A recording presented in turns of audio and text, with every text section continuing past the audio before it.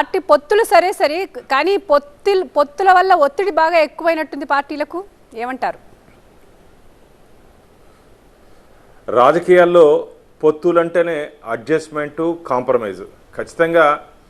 ఎందుకంటే పరిమిత సంఖ్యలో సీట్లు ఉంటాయి, పోటీ ఎక్కువ ఉంటుంది. పొత్తులంటే దాదాపు 3 పార్టీ నుంచి నాయకులు ఉంటారు, ఒక్కొక్క పార్టీలో 3-4 నాయకులు ఉంటారు. వీరందరినీ సంయోజ్యం చేసుకొని ఒకరికే టికెట్ రావాలంటే చాలా కష్టమైనటువంటి ప్రక్రియది. వచ్చిన తర్వాత ఒక వారం 10 రోజులు మిగతా వరకు బాధ ఉన్నప్పటికీ పార్టీ కోసం, అజెండా కోసం, జెండా నిలబెట్టడానికి కోసం అన్ని పార్టీలో నుండి అభ్యర్థులు, కార్యకర్తలు ఏకతాటిపై నడిస్తే తప్ప విజయం సాధించలేం. కాబట్టి సమయం పడుతుంది, ఇంకా మనకు దాదాపు ఇంకా సమయం ఉంది. కాబట్టి ఖచ్చితంగా ఆంధ్రప్రదేశ్లో ఈ భారతీయ జనతా పార్టీ, తెలుగుదేశం, జనసేన కూటమి విజయ్ డంకా మోగిస్తుందని చెప్పి మాత్రం TV9 ద్వారా నేను తెలియజేసుకుంటున్నాను.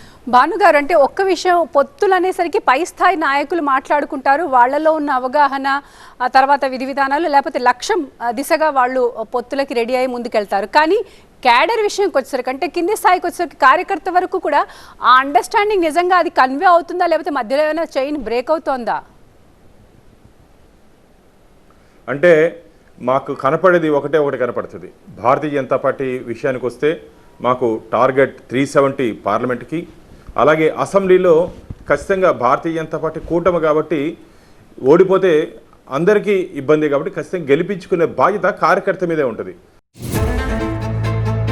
India now is a very significant power in the world, economically, diplomatically, through its enormous soft power. India has shown a great resilience, how it brought the vaccination and became the vaccination provider to the world. India was the world's largest economy 1,000 years ago. It should happen again.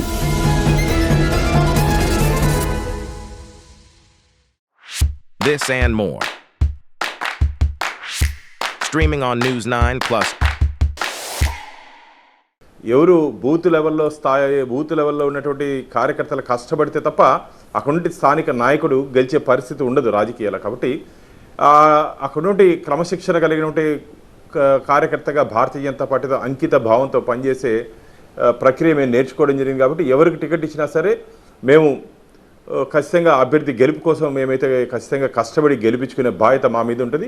మిగతా పార్టీలో కూడా ఖచ్చితంగా, ఎందుకంటే తెలుగుదేశం కానీ జనసైనికులు కూడా ఎవరు ఎక్కడ తాత్కాలిక, ఇవన్నీ టీ కప్పులో తుఫాను మారగా తాత్కాలిక ఇబ్బందులు ఉంటాయి తప్ప దీర్ఘకాలంలో ఎన్నికలు వచ్చే నాటికి అందరూ ఏకతాటిపై నడిచి చేయి కలుపుకొని ఈ 3 జెండాలు ఎగిరే విధంగా ఆంధ్రప్రదేశ్లో ఈ 3 జెండాలు ఎగిరే విధంగానే 3 పార్టీల నుండి కార్యకర్తలు ఖచ్చితంగా కష్టపడతారు, కృషి చేస్తారు, మాట నిలబెట్టుకుంటారని చెప్పి గట్టి విశ్వాసం, నమ్మకం మాకుంది. ఎందుకంటే ఈ 5 సంవత్సరాల కాలంలో 2019 నుంచి 2024 వరకు ఆంధ్రప్రదేశ్లో జరిగినటువంటి అరాచకాలు ఎవరు జీర్ణించుకోలేకపోతున్నారు.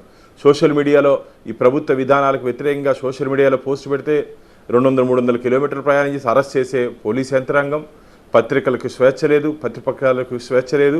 అసెంబ్లీలో కూడా పాలసీ విషయాల మీద మాట్లాడాల్సిన అధికార పార్టీ నాయకులు ఫ్యామిలీ విషయాలు తీసుకొని వచ్చి దాంట్లో జోడించి మాట్లాడడం ఆంధ్రప్రదేశ్ ప్రజలు ఎవరు జీర్ణించుకోలేకపోతున్నారు. ఎందుకంటే రాజకీయాలంటే గతంలో ప్రతిపక్ష నాయకులు మాట్లాడుతున్నారంటే అధికార పక్షం ఉండేవారు నోట్ చేసుకునేవారంట. అసలు వాళ్ళు ఏం మాట్లాడుతున్నారు, దానికి ఏం సమాధానం ఇవ్వాలి. ఈరోజు ప్రతిపక్ష నాయకులు మాట్లాడుతుంటే వాళ్ళు అడ్డుకుంటున్నారు. ఇది రాజకీయాల్లో దిగజారిపోతున్నటువంటి రాజకీయాలకి నేటి ఆంధ్రప్రదేశ్లో పరిపాలిస్తున్న జగన్మోహన్ రెడ్డి గారి ప్రభుత్వం నిదర్శనం అని చెప్పి మేము భావిస్తున్నాం.